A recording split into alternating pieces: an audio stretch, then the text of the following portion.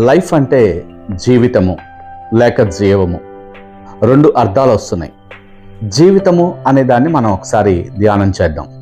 మనం పుట్టిన క్షణం నుంచి మరణించే క్షణంలోపు మధ్యన ఉన్నటువంటి ఈ కాలమే జీవితము. అంటే తల్లి గర్భంలో ఈ లోకంలో మనం జన్మించిన క్షణం నుంచి ఈ శరీరాన్ని ఈ లోకాన్ని విడిచి వెళ్ళే క్షణంలోపు మధ్యన ఉన్నటువంటి ఈ కాలము జీవితము. ఇది దేవుడు మనకిచ్చినటువంటి వరము. ఈ జీవితాన్ని మనం ఒకసారి చూస్తే కొన్ని దశలుగా కొనసాగుతూ ఉంటుంది. బాల్యము, యవ్వనము, నడివయస్సు, వృద్ధాప్యము. ప్రతి ఒక్క దశలోనూ ఈ లోకంలో మనం నేర్చుకోవాల్సినటువంటి ఎన్నో విషయాలు నేర్చుకుంటూ ముందుకు వెళ్తూ ఉంటాం. అయితే ఈ జీవితంలో మనమే జీవిస్తున్నామా, లేక దేవుడు మనకి వరముగా ఇచ్చినటువంటి ఈ జీవితంలో ఈ శరీరంలో వేరొక వ్యక్తి వచ్చి జీవిస్తున్నాడా అన్న యొక్క మర్మము ఈరోజు మీకు తెలియచేయాలని అనుకుంటున్నాను.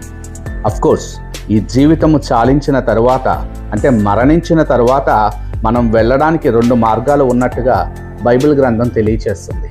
ఒకటి నిత్య జీవానికి, రెండు నిత్య శిక్షకి.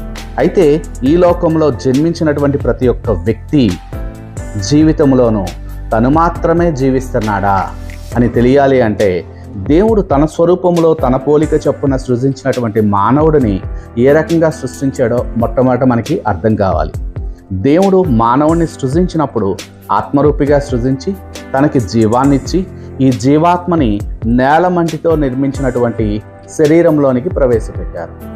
ఈ శరీరాన్ని ఈ జీవాత్మ విడిచి వెళ్ళడమే మరణము అని లోకంలో అందరూ అనుకుంటున్నారు. ఈ శరీరంలో ఉన్నటువంటి ఆ జీవాత్మ అయినటువంటి మానవుడు తన యొక్క శరీరాన్ని ఈ లోకాన్ని విడిచి వెళ్ళేటప్పుడు ఈ శరీరము మట్టిలోనికి వెళ్ళిపోతుంది. అయితే ఈ మనిషి మాత్రము ఎల్లవేళలా జీవించే ఉంటాడు సుమా. ఇలాగా ఈ లోకంలో జీవించే మనిషి యొక్క జీవితంలో, అంటే అతని యొక్క శరీరములో, అతని యొక్క జీవితంలో తన మాత్రమే కాక శరీరము లేనటువంటి వేరొక ఆత్మలు కూడా వచ్చి జీవించే అవకాశము చాలా ఉన్నదని బైబిల్ తెలియజేస్తుంది. ఇది ఎలాగా అంటే ఆదాము, మొట్టమొదటి మానవుడైనటువంటి ఆదాము, ఈ యుగారంభంలో దేవుడు సృజించినటువంటి మొట్టమొదటి మానవుడైనటువంటి ఆదాము ఒక తప్పు చేశాడు. రోమిలికి రాసిన పత్రిక 5వ అధ్యాయం 12వ వచనం చూస్తే, ఒక్క మనుషుని ద్వారా పాపము ద్వారా మరణము ఈ లోకంలో ఎలాగు ప్రవేశించెనో అలాగుననే మనుషులందరూ పాపము చేసినందున మరణము అందరికీ సంప్రాప్తమాయెను. సో ఆదాము చేసినటువంటి పాపం వలన ఆదాము సంతతిగా జన్మించినటువంటి ప్రతి ఒక్క మానవుడిలోనూ అదే పాపరక్తం ఉండడం వల్ల అపవాదికి అందరిపైన అధికారము ఏర్పడుతుంది. సో ప్రతి ఒక్క వ్యక్తి జీవితంలోనూ, ప్రతి ఒక్క వ్యక్తి శరీరంలోనూ శరీరము లేనటువంటి వేరొక ఆత్మలు ఈ పాపమును ఆధారముగా చేసుకుని వచ్చి పరిపాలన చేస్తున్నట్టుగా బైబిల్ గ్రంథము చాలా వివరంగా తెలియజేస్తుంది. ఈ మర్మము లోకానికి అర్థం కాదు. అందువల్ల ప్రతి ఒక్కరూ తన జీవితంలో తానే జీవిస్తున్నాను అని అనుకుంటున్నారు.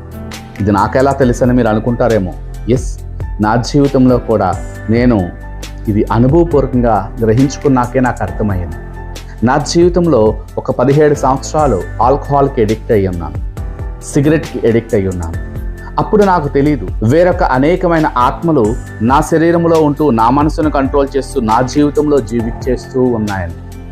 కానీ యేసయ్య నా దగ్గరికి వచ్చి ఆ ఆత్మల నుంచి నాకు విమోచన దయచేసినప్పుడు నేను అనుభవించినటువంటి ఆ స్వాతంత్రం వల్ల నాకు అది అర్థమైంది. అది చాలా అద్భుతంగా ఉంటుంది. ఇప్పుడు నా జీవితంలో నేనే జీవిస్తున్నాను. అంతేకాదు సుమా, ఆ సర్వోన్నతమైన దేవుని ఆత్మ కూడా నాలో జీవిస్తూ ఆయన యొక్క చిత్తాన్ని నెరవేరుస్తూ ఆయన మహిమ కొరకు నన్ను వాడుకుంటున్నారు. ఈ విషయము బైబిల్ తెలియచేసే గొప్ప మర్మము. ఇది మీకు తెలియచేయాలని ఈరోజు పరిశుద్ధ ఆత్మ ప్రేరేపణ వలన ఈ యొక్క ప్రత్యక్షత మీకు బయలుపరచడం జరుగుతుంది. నాతో పాటు ప్రార్థనలో మీరు కూడా ఏకీభవిస్తే ఈ యొక్క విడుదల, ఈ స్వాతంత్రము మీరు కూడా అనుభవిస్తూ మీ జీవితంలో మీరే జీవిస్తూ మీ శరీరంలో, మీ మనసులో, మీ జీవితంలో ఆ ప్రభు ఇచ్చినటువంటి స్వాతంత్రాన్ని అనుభవిస్తూ ఎంతో ఆనందంగా తప్పనిసరిగా జీవిస్తారని నేను చెప్పగలను. చిన్న ప్రార్థన చేస్తాను, నాతో ప్రార్థనలో ఏకీభవించండి. మహాపరిశుద్ధుడైన మా తండ్రి, సర్వశక్తిమంతుడగు దేవ, నజరేయుడగు యేసు నామంలో ఈ వీడియో చూస్తున్నటువంటి ప్రతి ఒక్కరిని నీ సింహాసనం యొద్దకు తీసుకొని వచ్చాను.